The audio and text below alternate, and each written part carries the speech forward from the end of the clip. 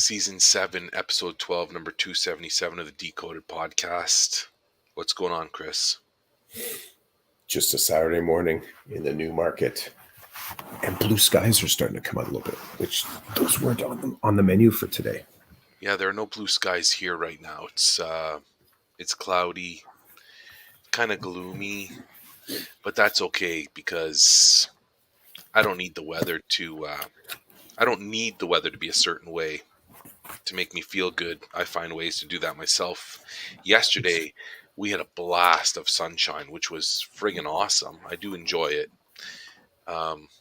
It's funny, I'm driving down the road, the sun's in my face, and I've got a big smile on my face. Which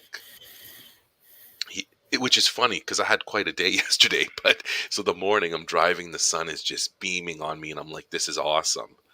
And maybe it's what I needed in the morning to kind of get me thinking, I like this. And I like to get the sun in my eyes early in the morning, as early as I can. So I felt like I was getting a lot more of it than I had wanted or asked for. So it was good. So that's good that you got blue skies over there in the market of the new. I'm still waiting for those here. Well, they're kind of like, it's where the clouding, it's sort of like kind of grayish, sort of darkish, and then you can see a little bit of blue. So it's like hopeful, but we'll see. But I would agree, like what you're saying. I'm not jonesing for the sun to pop out. If it makes it out, cool. It's funny because I got a bunch of stuff I got to take care of today that has nothing to do with weather. Like it don't matter none if it's sunny. I just got to get this stuff done. So I get that. There are some things I'd really like to do, but my day's kind of, after the podcast, my son and I are going to the movies, and then I've got some time in the afternoon, and then early evening and into the night we have a commitment. So I'm kind of not interested in the commitment today. I'd rather just be at home chilling, doing stuff around the house, but it's not to be today. So it's all good. We'll see. At the moment, I'm not particularly looking forward to being out of the house, but it's one of those things where once you get to where you're supposed to be and start doing what you're supposed to be doing, you find the fun in it, or you get caught up talking to good people, and next thing you know, you're happy you went, right? So it's one of those things, which reminds me of like the meme or the cartoon of somebody on the phone with their buddy saying, yeah, I'm busy tonight, and they're in their PJs sitting on the couch with like their bucket of ice cream or whatever, right? That's kind of what I prefer to be doing, but it is not the way right now, which is fine. I like that. Mine is I gotta make it to the dump. Do you have to pay to get into the dump No, on your end? Free to get in. Okay, free to get in, and then costs you to leave. No, like there's no minimum. Sorry, $10. Okay, so you are paying $10 no matter what you drop off. No, yeah, they have. So they have different stations there, which I haven't figured out how to navigate properly. So, like, if you're bringing in paint or bringing in electronics or metal or wood, that you have to go to a certain station. Yeah. So you come in and they weigh you right away. They weigh your vehicle. Where are you from? What are you dropping off? So that's the two questions I always ask. And then when you just come off that big ramp weigh station, then right away they have like everything that's not trash bins set up. So the metal, the paint, chemicals, I think it's wood, it's something else too. So you can dump that stuff off first. But here's the thing I never really considered. So if you're carrying, like, there's no exit out of there. So if you're carrying mixed, so I think it's $10 for the first ton, something like that. I don't know what the weight is, but they say basically you're going to pay $10 up to a certain amount, and then there's some surcharge after that. But if you've got mixed stuff coming in and they weigh your whole load, maybe they would just tell you, okay, you're over a ton here. How much of it is actually recyclable stuff. Oh, interesting. Does that make sense? It does make sense. So that you're not paying, because you don't have to pay to do the recyclable stuff, but you're weighed prior to that, and then you're. So I don't know how they do the deduction. Obviously, I've never been. I like you fill a vehicle. You'd be hard pressed to get a ton of garbage inside of a a car, or even a truck. Like if you just even had uh, like a pickup truck, you would have to have some sort of a trailer too to even get close to that, I think. So, anyways, I got stuff in the garage, stuff in the basement. I got stuff everywhere that I got to decide um, how I'm going to what I'm going to do with all that. Um, I got to do some line work today, work on my script, and then whatever else the day brings. That's that. Like I said, we're some sort of a conversation around now that the dog can make it upstairs. I might be installing another baby gate. Right. Don't know. Things are shifting. Things are evolving over at your house. They are, and that's okay. Well, it's part of the journey, right? Mm-hmm. Mm-hmm. I say that like I'm an expert or something. I'm not. You're up there. You're up there. It's what's the thing that I'm, as far as my mindset goes, which is kind of not messy, but interesting, is that because I had PD yesterday and I wasn't at school, I think I arrived home yesterday feeling like I was already on Christmas holiday. But I know I'm not. I get it. Right, I know I'm right. not. Yeah. So the funny thing, maybe not funny, a couple of the guys I chat with daily live in the States, and yesterday was their last day of school. Hmm. So they're on Christmas break, and I'm like, They go back they get 2 weeks, or they get more than 2 they weeks? get 2 weeks. Oh, so they're back. They're back like first. They're They're back. back on like January 2nd. Yeah, like it's an instant return. Um, so this is one time where I don't mind us going a whole other week. I mean, ideally for me, it'd be epic if we could be off mid next week. So you have a little bit of time before Christmas, Mm-hmm. but whatever. I mean, usually I just, it's weird. It's weird to talk to other educators that have a different schedule, different calendar. I've always found it fascinating ever since I've known people who work in the States as educators or in education, the way that they finish school like at the end of May, mid-May, and then go back in August. Like can we not just have one? Can we not just have one universal calendar? Sometimes I wonder. I don't even care. It's just fun for me to say it. Can we just have one universal calendar? This feels like the EDU version of daylight savings time. We need to gather somewhere central to make a decision on the Mm-hmm. calendar. Anyway, so yeah, really, the one, so for all the negatives of my job, the one positive, there's more than one positive, but one of the positives is I actually like waking up and going to work. Mm-hmm. So I don't mind having another week, right? But if I were in a classroom, I might be ready to kill somebody by this point because the kids are jonesing. Like when I'm in the schools, I'm seeing the kids, I'm hearing the kids, they're the energy's up. The energy's up. And it should be. There are times from my experience as an elementary school teacher, there's an ebb and flow in the building, and with that ebb and flow comes emotion, comes energy. There are down times of energy and there are up times of energy. Or at least now looking back and reflecting, this is what I think from my experience. Because I'm sure there are classroom teachers who are like, no, it's been high energy the whole time since September. And I get that perspective and I don't deny their experience or their view. For me, now, and I would be excited at this time.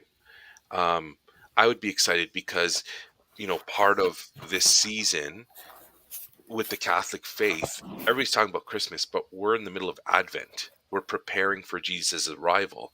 And that whole thing, that's a monster. And what I mean by that is there's a lot there. That's what the focus is, the preparation, not so much Christmas. Um, so I want to say, good morning to Gary. He's with us. Good morning, Rochelle.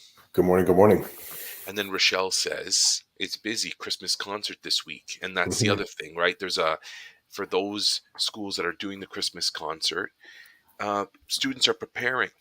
So it's busy because, you're singing every day or practicing with your class, whatever it is that they're going to be performing at the Christmas concert. The Christmas concert may be just an in-school thing and or an after-school thing for parents in the evening. So you're doing that. Then there's the faith component with Advent, and then, well, you can't forget the literacy and the numeracy, because that is like in your face all the time. You can't just let it go. So it's busy. Energy's high. Rochelle's laying it on thick. So they got the Christmas concert at her school. They've got the Advent liturgy on Friday. It's busy.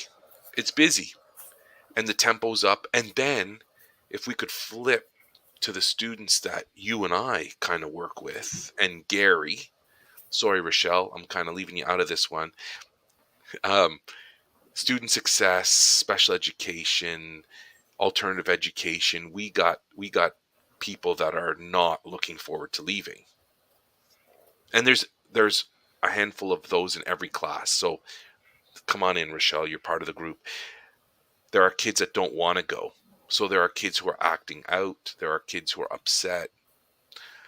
There's that whole segment, that whole part of the population in a school that they're pushing buttons. They're upset.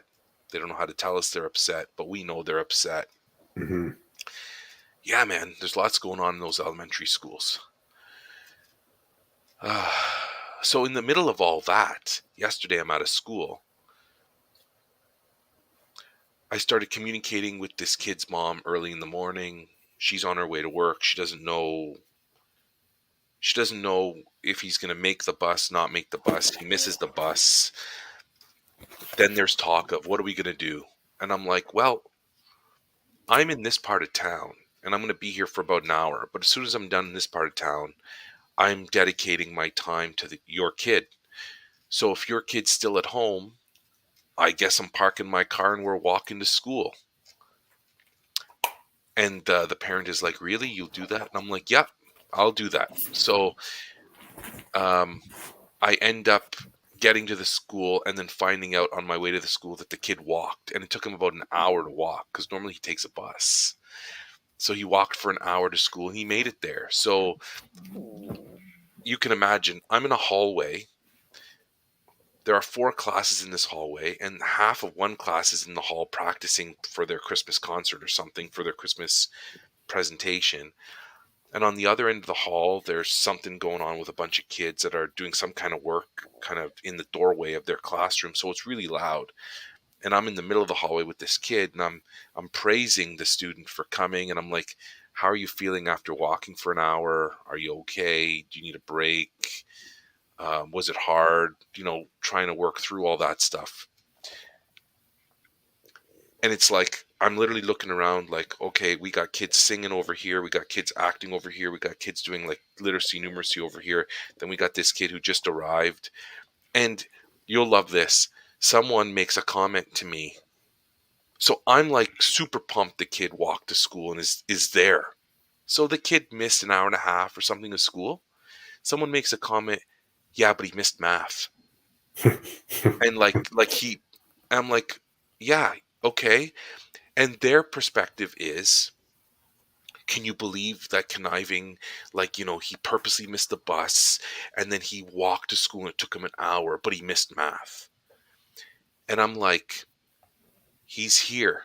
Technically, I can just turn around and walk out of the building. My job is to get him here. He's here. Why are you focused on the math? Well, he misses math all the time. Oh, maybe we could use that data to try to figure out what's happening in math. that he doesn't want to be in math so bad that he's willing to miss a bus and walk for an hour no matter what the weather's like. Anybody want to consider that? And they're like, nobody wants to talk to me about that.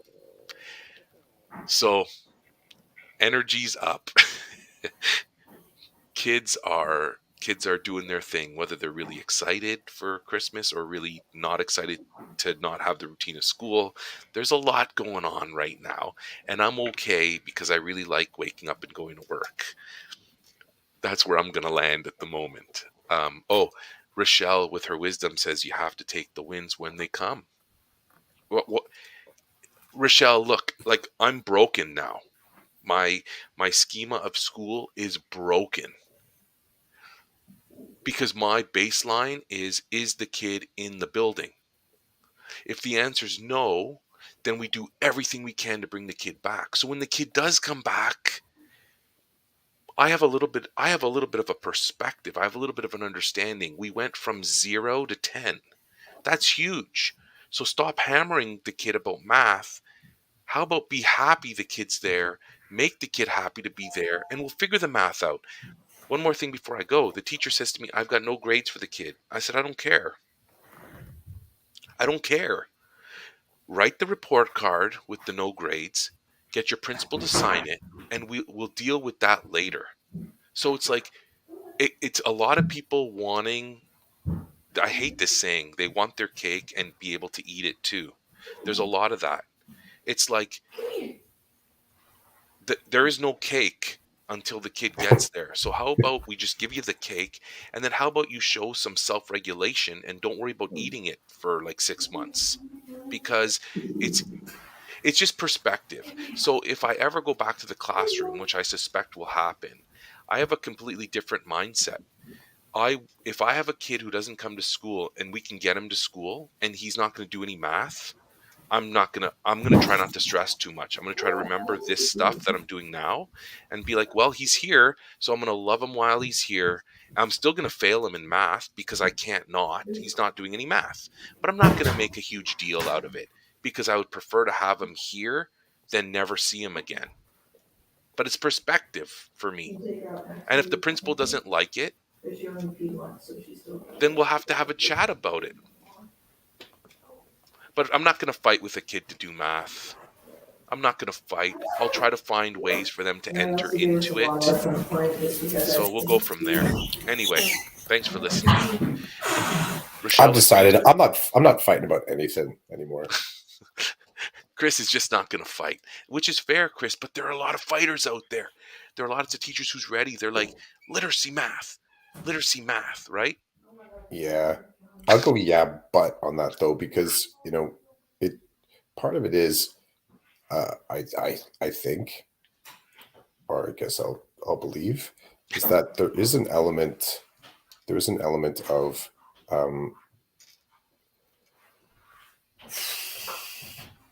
like, even if there's the fighters out there, like it's kind of one of the coolest things you can do is just not acknowledge that they're a fighter. Like, I guess it's a little bit like using their tools against them, a little bit like that. But it's also a little bit like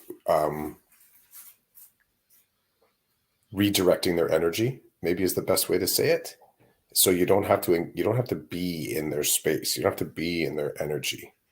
So I like that. I like that idea that someone actually can't force you to exist in their in the way that they're operating. And I've often found that we willingly go into these spaces with people, like whether we like it or not. We don't play it the tactic well, and then afterwards kind of say like, man, maybe I got triggered, or man, like that person was really argumentative. Like you find yourself after the fact. I find myself after the fact still too often trying to argue the game tape. And you're watching like, man, yeah, I walked right into that and I stayed there. Why did I stay? I don't know. Why did I stay? But the way that we frame that is that it's somehow an issue with the person. So, It's not a New Year resolution. I think it's new learning that I'm just going to try to implement that happens to fall around New Year's. But I'm going to be very mindful of that, how I'm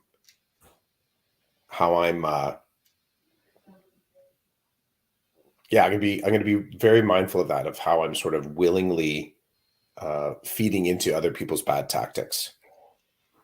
So I that's all. That's what you had me thinking about with that. I like it. I like when you said I'm just not fighting with anybody. There's Yeah, I no think there's a passivity to it, but there is a passivity to it, but I'm not. It's not passivity. Um, it's not passivity as in I'm giving up.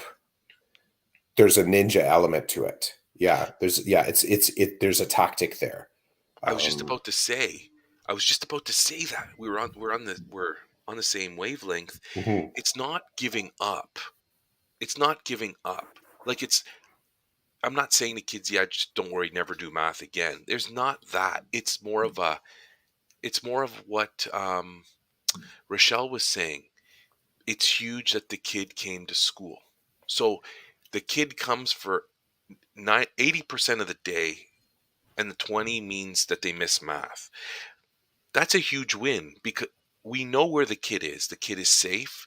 The kid did the right thing by coming to school. Like there's a lot of good stuff because the alternative is the kid stayed home and I parked the car. I like literally when I realized it's an hour walk, like I've got my running shoes in the back of the car and I'm ready to put them on but I'm ready to give a lot of my day at that point to demonstrate to the student, okay, this isn't going to work. Like your mom expects you to be there. She thinks you've gone to school. You've not. So now you got a problem with your mom. I'm going to put my running shoes on. We're going to walk and we're going to talk and we're going to figure things out while we do that. Get you to school. I'll tell as many people as I can to just take it easy with you today. So not to break you, right? But I have no control over that. If the school decides they want to do that, then I can deal with that later. But it's like, here I am. I'm ready. I'm ready to walk an hour, spend some time with you at the school, and then I'm ready to walk another hour to get my car. Does that take up my day? Yeah. But I see that as part of my work. Like, I just feel like you don't give up. You don't, I would never say to the kid, just never do math again. It would be like, well, what about it don't you like?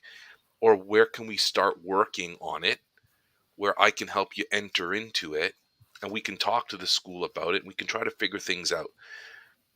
Because my response to the teacher is, well, okay, if he's got no grades, then we've got nothing to lose. Let's start building. I'm not telling you start doing math with him now so you can find grades.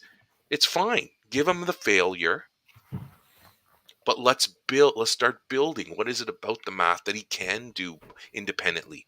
Maybe he can't do any of it independently and that's why he doesn't want to be there. Like there's all these things and I'm trying not to be judgy and I'm not telling people what to do, but I'm like, can we have a little bit of compassion? Like that is my role whether I like it or not.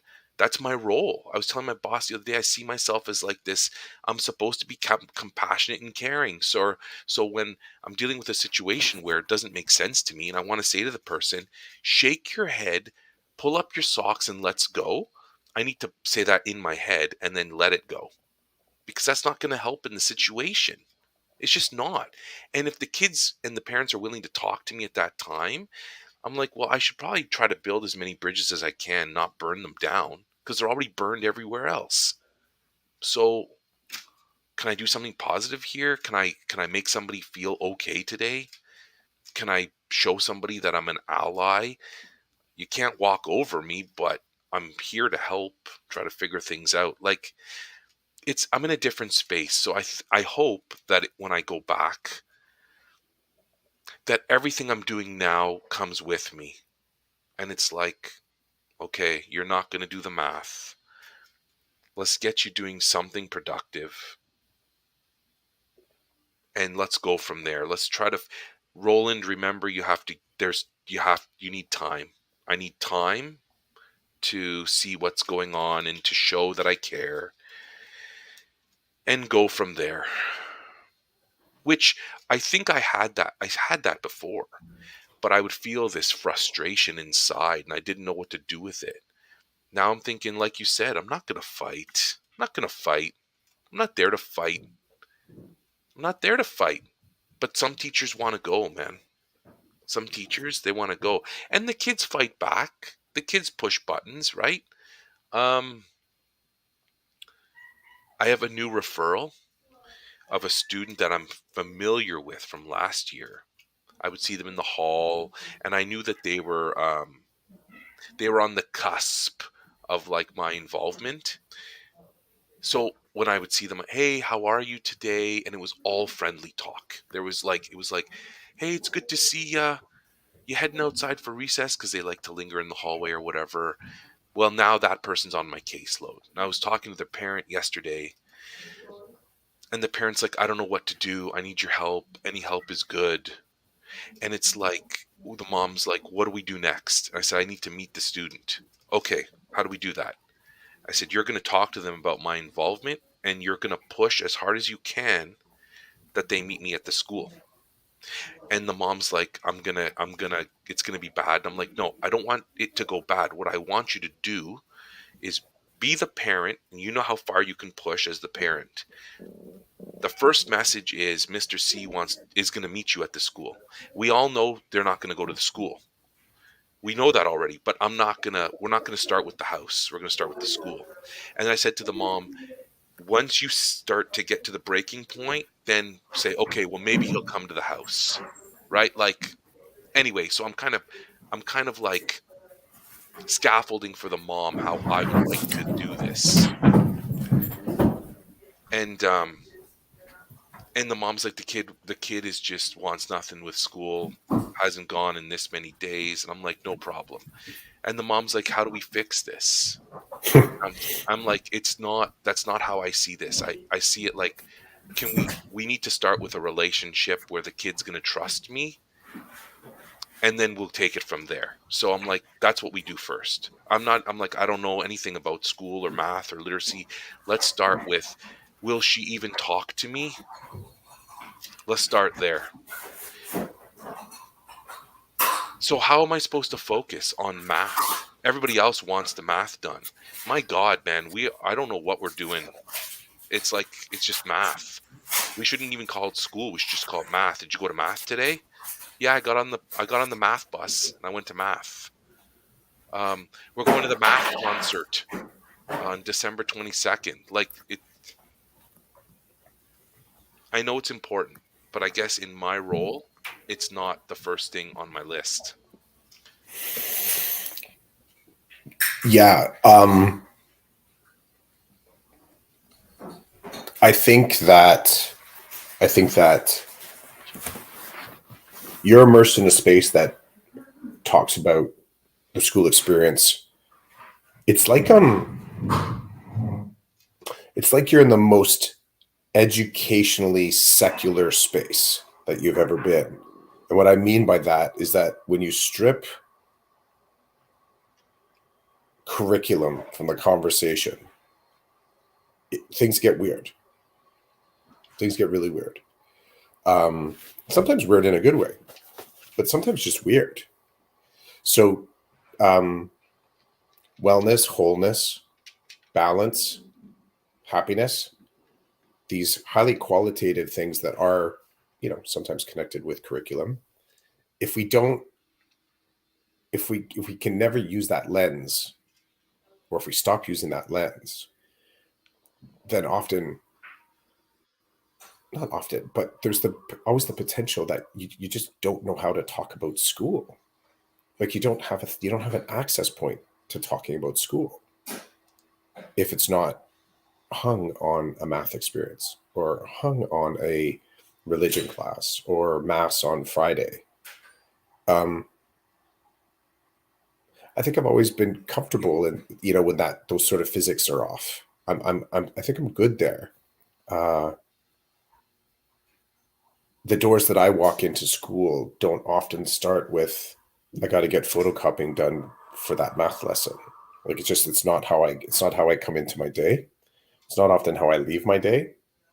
And often my day demands that the teaching can't get in the way of actually paying attention to that other stuff. And I don't think I don't think it's a for me. It's never been a smooth uh, synergy. You know, transitioning between now I'm teaching, now I'm paying attention to you, now I'm caring for you, now I'm developing curriculum for you. I always find those transitions quite jarring. I'm always hyper aware of it. I've never sort of thought to myself that somehow I'm threading wellness through my language arts class. Like I've never had a very, I feel like there's the snapshot is a little bit more individualized. And I think because of that, I'm able to sort of say at this particular moment, I'm not doing math. I have to do this other thing instead.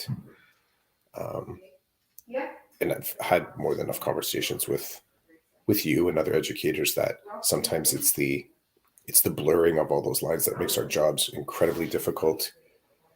And not to say that curriculum expectations that include wellness steps are bad, but I would argue that the inclusion of wellness steps inside of curriculum still means that curriculum is going to smash them.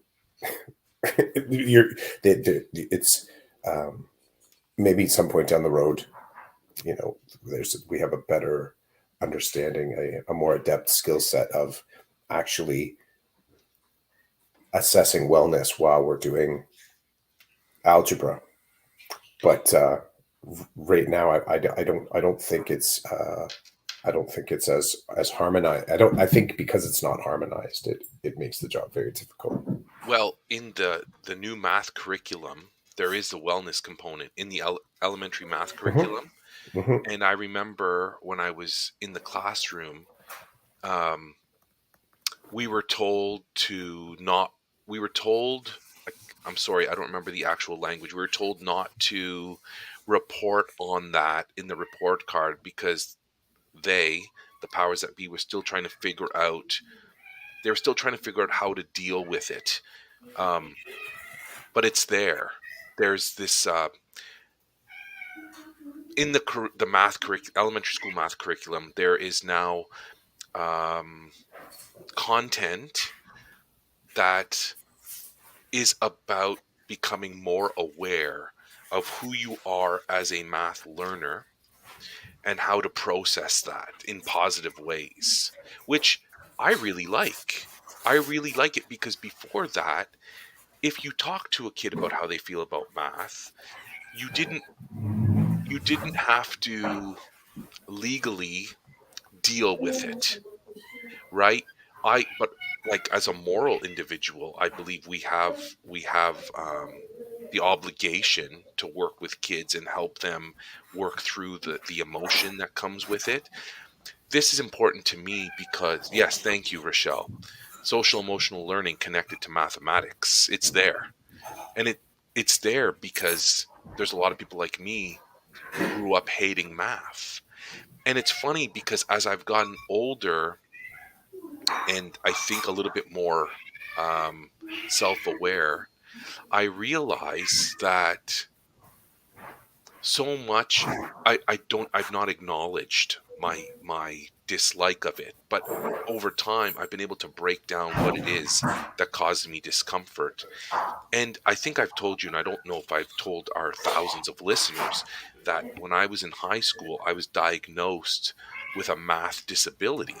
So there was at that time something about me and the way I was built and the way I think and the way I operate that that they're, according to psychology and all their studies and everything, I struggle with a component of mathematics that is an actual that they call a disability, which would explain, um, when you look back, it shows why I struggled so much and why I dislike it, because there was no awareness, nobody cared, right? Like, and I don't mean it in a bad way, I just mean it like part of my disability in mathematics meant that I couldn't memorize times tables.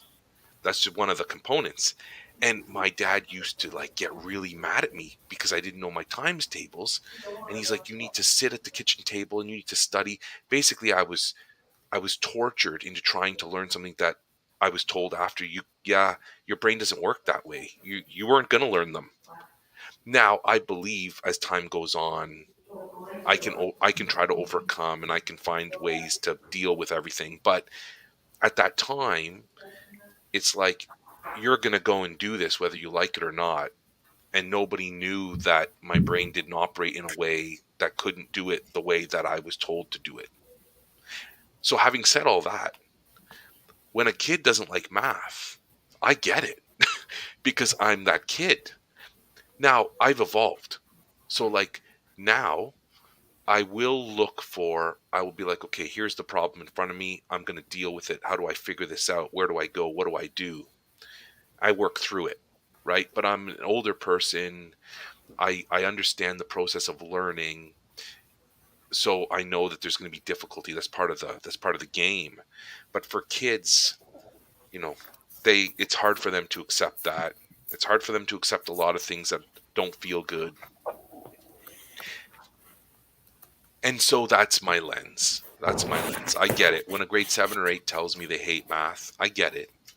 But I'm like, you can't just everything you hate, you just walk away from. That's not the way it works. Awareness helps, advocacy helps, and then we go from there. We see what you can do and what you can't do. And unfortunately, at the end of the day, there is a piece of paper that goes home to your parents that tells them how you're doing. You're being judged on how you're doing at school. And so, what do you want from me? Like, do you want me to talk to people and explain that, of course, it's going to. The reality, some people struggle with it. That piece of paper that comes home, they struggle with it. I know that for my kids, when the report card comes home, and for example, the learning skill about organization is low, I'm not screaming at the rooftops here. My wife and I know that both of our boys struggle in that area. They don't meet the expectation to do really well around organization. We know that. So we're not yelling and screaming. We're just like, okay, what do you do? Because the kids are like, oh, I don't like that I got this poor judgment. Oh, well, then what are you going to do to build a plan to improve? And then they're like, well, that's too much work. Well, then why are you crying and complaining with the result if you're not going to put in the work? Like, to me, I know it's kind of black and white. It's like, talk to your teacher, build a plan, find out what they want, because it's a bit of a game. They're the ones judging you. Find out what they want. What are they looking for? And then with them, build a plan on how you can improve. After I do all that, they're like, yeah, that's too much work. Well, you're going to be crying and complaining again when the next piece of paper comes home because you never put in the work to do anything to change it. What do you expect's going to happen? Then Dad, take a hike. Okay. Don't tell me that I didn't tell you. I didn't provide you with a recipe that could help. It's not the be all and end all. Everybody's going to have their own recipe, but I tried. You don't want to listen to me. It takes work, and there might be failure. You might do a ton of work, and still nothing changes. That could happen. That happens to you and I all the time. We could invest our time in something, and we not get the results we want. I guess I'm old enough to not care too much anymore. I don't know what else to say about it. I don't know what else to say about it. I know you and I are kind of on the same page. We're in a zone. Family's important. Our personal time and our mental health is important. That means a lot of other things get pushed off the plate. Personal growth too. Yeah, personal growth. So we use the N word a lot, right? We say no to people, and they don't like it. I don't care if they don't like it. No.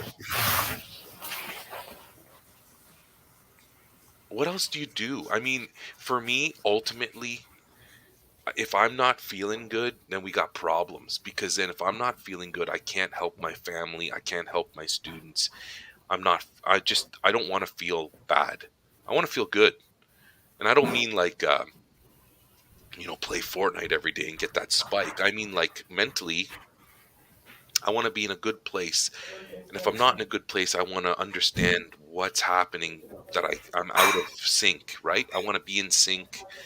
I want to feel okay so I can, like, be productive.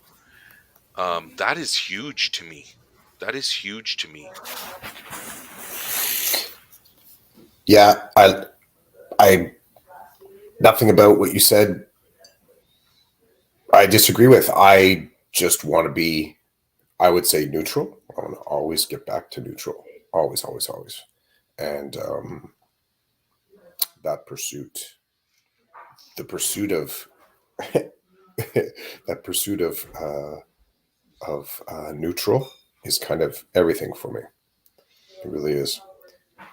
So we work So, towards it. yeah, and I think a part of that work towards it is also recognizing that even the idea of working towards it is different than working on it. I think I would just say I'm just always working on it because I don't know if I have a sense. I think as soon as I put it in this context, like I'm moving toward a thing, it automatically sets up kind of like a destination. Yeah, end game. Maybe it's moving, a pursuit. I'm not there yet. I think I'm getting better with I'm there. And what does it look like? Right? I'm right there. This is where where I am. And and stalling long enough to take a look around. I had a moment of this. I guess this is clarity. This is 52-year-old clarity. Um, or this is what clarity looks like for me. There was an offer in our school to participate in a game that it's kind of like I don't even know how to describe it. It's a game where you put a clothespin on somebody else's shirt and you have to do it sneakily. And if you do it, then you get their clothespin. So it's like a seasonal game of like tag, basically, but you got to do it sneakily or set it up to do it sneakily. If they catch you, they get your clothespin. So the person with the most clothespins at the end wins this game. And I said to the person, I got an email from them saying, "Hey, come on, you gotta join. We want you to be a part of it." And I went and had a conversation with them, like, I don't want the stress. I am sort of thinking of it like that stress of somebody stalking me or me having to stalk them. I don't want it. I said to them, I'll donate my $5 to it because part of the money is going towards a charity. I said, but I won't be playing. My first start is kind of like going to play with what you said. So you declare these things, and then you kind of either mentally or say it out loud. I don't care. I don't care how that sounds. But I'm kind of going the other spot. Is I actually do care how that sounds. I really do care how that sounds because I thought to myself, this is an admission that feels new for me to sort of say that to be able to say right here, right now, that idea of playing this game is stressful, and I don't want that. So it's like that mini moment to sort of make sure that the neutrality is maintained. One observation I will say though is that the work to say no is constant, right? But I would say no more easy or difficult than saying yes. And I've come to sort of look at that in a different way too. Saying yes doesn't necessarily make me feel good, but saying yes sometimes is a necessity because, well, there's a lot of demands and commands that you have to follow, and you do have to say yes to, because there's a there's a person in my life that I've told you about that to choose to hang around with them is to choose to include their chaos in your world. But there's an element of that sometimes is needed. So then it becomes if you can't lock the gate, if you can't lock the gate to sort of protect yourself, protect your psyche, protect your neutrality, what does it look like to cordon off other spots kind of you to sort of maintain a nice even flow for a moment? So that's yeah, maintaining the neutrality, saying no, saying yes, neither one is any easier, any harder. It still is building that peace and neutrality that is around you right now. I like the idea of not having the destination, Mm-hmm. because it's when I think of the way you explain that, it's 100%. I love it in terms of I'm not trying. I am somewhere. I'm not trying to get somewhere. I'm just trying to maintain. Every day is new, and every day brings its challenges and its enjoyment. And it's like, what am I doing every day to um, maintain like my sanity and my enjoyment of my day and whatever comes my way, right? Like, I like that. I'm not trying to get. I am somewhere. I'm good. I'm good. And I'd like to. Some days are better than others. And what am I doing to adjust? What am I doing within my control to ensure that I'm on a path that is good for me? That keeps me in a place where I am more caring than not caring. I'm more compassionate than not compassionate. I tell you, my biggest struggle is probably home. Being a good partner, being a good father, that's where my biggest struggle is. And I would like to think that over the last couple of years, I've been a better partner and a better father overall. I mean, it's subjective. If you ask my family, they're going to tell you what they think, and that's fine. That's important feedback. But I think, from my perspective, that I've been operating and moving in a direction that has been better lately than it has been before. And I like that. Just every day is new. Every day. That's why routines and consistency around doing things that fill one's cup for me is good. You got to get, for me, it's important for me to have standard operating procedures that are known to keep me in a good or a better place. And Mm-hmm. the really cool thing is, even on the shitty days, you still I still engage in those activities because I know that ultimately they're good, whether I'm interested Yeah. or not. Like this morning, bro, when I got up, I was like, I was not interested in the treadmill this morning. I was just literally like, I rolled over, I looked at my watch, and I'm like, okay, remember you have a podcast to do today with Clough. And so it's that, like, my brain starts looking at the times. Well, if I am going to jump on the machine, it's going to have to happen before this time, because that's the time of no return. I wasn't in the mood, but I did it. I feel better for doing it. And I know it's part of the procedure. It's part of the Yep. procedure, whether I like it or not. I know ultimately it's positive. So that's part of the game. That's part of the everyday game. I'd I, agree. I remember getting to school in the mornings during the masking COVID times. And I remember talking to you on the phone and saying, I'm here, bro, but I don't want to go in. I'd say a couple more things and I'd say to you, okay, I'm going to go. I'm going in. I would turn off the phone. I remember, it was like I was losing something. Something was Mm-hmm. dying in me. I'd put the mask on, get out of the car, and go into the building and just start the day. I remember.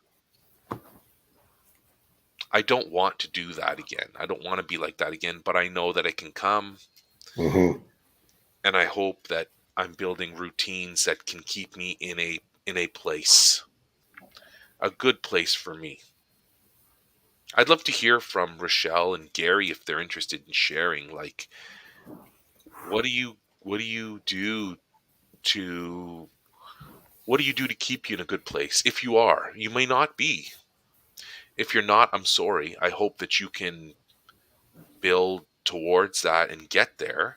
But if you are feeling like you're in a good place, you're operating in a way that you're doing okay, I'd love to hear that. I'd love to hear anything you want to share. And I know we're going to be heading out soon. Um, today's episode is almost over, but yeah, if you want to share, I'd love to hear about it, because I know a lot of people who are just surviving right now, and I feel for them, because when you talk to them about doing what appears to be more, there's pushback because they're not feeling like they can do any more than what they are currently doing. Are you seeing that at school, Chris? Like, are you surrounded by people who are just hanging on by a thread and aren't, like, they just It's can't? I like the question because it actually it provokes me into I honestly have not been paying attention. I think this is also one of the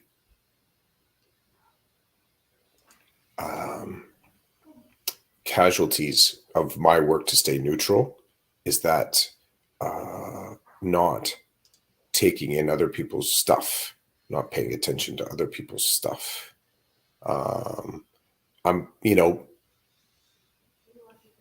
yeah, I'm just going to take it's a good question. I'm just going to take it as I'm going to put it on the list to decide whether or not I'm going to be doing that. And what I mean by doing that is sort of like the checking in, the asking the questions, the whole gregariousness that comes along with helping other people with their mental wellness. Again, there's a yes no question in there. So I like that as a question. I would say that part of me managing mine means that those gates are locked to many people right now at work. And it's not in my natural state. I'm a noticer. I pay attention to so many things. So part of me locking the gate is a little bit of putting blinders on in order to maintain my wellness. So to start paying attention to it means that I do start to engage with it at some point. I think with my practice at school, it's just now getting to a point where I can start to think outside of my actual classroom and my course design and my support of my students. Being at the new school, I spent some time on the front end nurturing new relationships and connecting that way, but I haven't been able to feed into that since then. I felt that when I think of you talked about filling the bucket that I have to right now make sure that is always topped up is my home, like my house bucket. So there's a cost there. There's lots of costs in order to maintain that. But one of the trade-offs is that I'm not investing in relationships at work right now at any deeper level. So good question, but I'll take that into post winter holiday, and I'll sort of figure out how I'm going to sort of build or not. I'll look more at that after Christmas. Sounds good. Rochelle says there are staff members just hanging on at her school. Mm-hmm.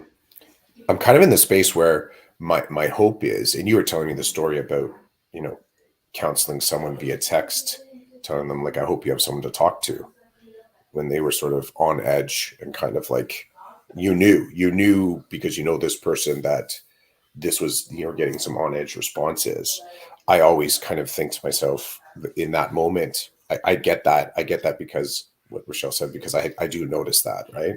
And I know of other people that have become ill, that have been off ill, and there's other factors that sort of kick in, that the stress doesn't help, and sometimes the stress actually the stress doesn't help, that stress exacerbates, and sometimes it's causal. The stress creates these things for people. I get that.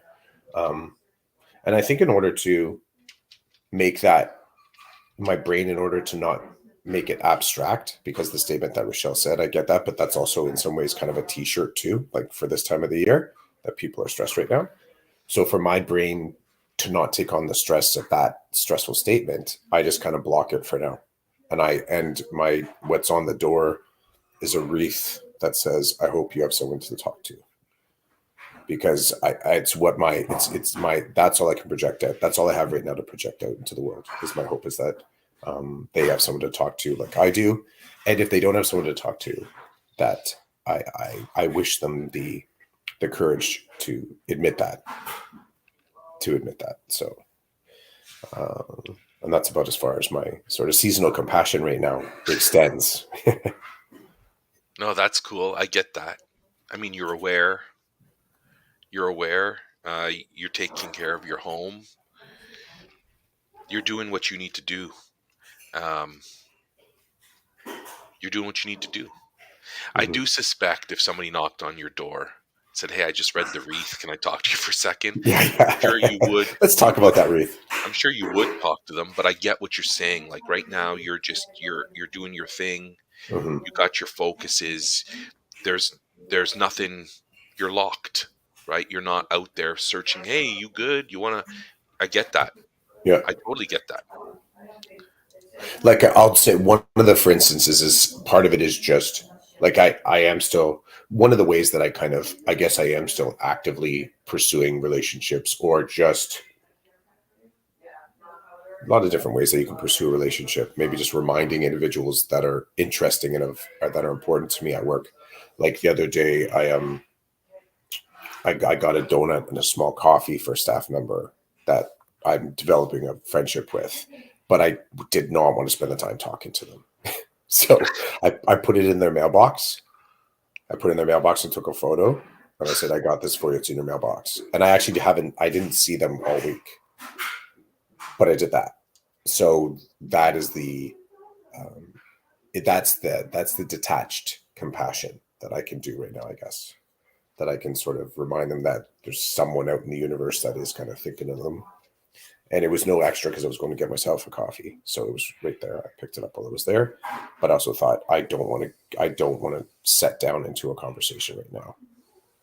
I have other priorities that I have to sort of take care of. I totally get that. The fact that you know about those priorities and working on them is a big deal. Mm-hmm. Um, Gary says that he thinks it depends on the segment of the staff you are interacting with. I love it. So like if I take that, I can completely vibe on that, Gary, because segment is loaded, right? It could be the culture, it could be the religion, it could be there's a lot of different ways to kind of segment a staff. For me, first and foremost is when you walk in from the staff parking lot, I am the first classroom on the right. I have if I depending on how I set up my day, I have no need to go any further than 10 meters of the side door of the school. None. And interact with anybody. Like I can, and because my students come in, they come into there, and I can get all my work done from my little branch office on the corner there. I design digitally primarily, so I don't even have to go to the photocopy room. I make a point of checking my mailbox once every day, but I check it first thing in the morning. So that's the only one long walk that I take, and then I come back to the class. Like that's it. I don't. So yeah, the segment. There's many segments at the school. There's some segments that I think to myself, I don't want to be a part of that segment. And then there's also just my access time to those segments. I control very closely, very closely. Um, I've gotten phone calls to the class that said, "Hey, can you come down to such and such a place?" I'm like, "No, no, I can't." Um, I said, "I can give you 5 minutes on the phone right now." I said, "You're welcome to drop by and check to see if I can, if I've built in some efficiencies where I can save some time. But no, you're welcome to wait, check in, or send me an email." They're like, I did have one person say, "Are you sure?" I'm like, "Yes, quite. I'm quite sure." "How about after school?" I'm like, "I'm out of here." So, I'm yeah, out of here. yeah, I'm out of here. On that note, I Yeah. appreciate your time today, and I thank Gary and Rochelle for joining us, and anybody else who joined us while we were podcasting today and talking about what we ended up talking about, mental health and care and compassion. And I guess looking at what is the most important thing in front of you and then dealing with that. Mm-hmm. It's hard sometimes to just focus on one or two things because there's so many other things competing for our attention. But I believe that sometimes you just have to do it. You just have to go on the one or two things, um, and I go would from also challenge, like, competing for attention. let them compete. Like, actually let them compete is kind of what I'm saying. Because as the judge, as the manager of your time, we started talking about, staff that they got some fight in them. I'm like, let them fight. Let them fight. Let them compete. I think the play field that you can decide to engage on, you can mess with, right? So let things compete for your time. Let individuals fight around you. Just let them, and then make a decision for yourself, or make decisions along the way. I don't know. Can you see that? Does that? No, it's too much reflection. No, I'm just gonna Oh, there we maximize go. my Oh, screen.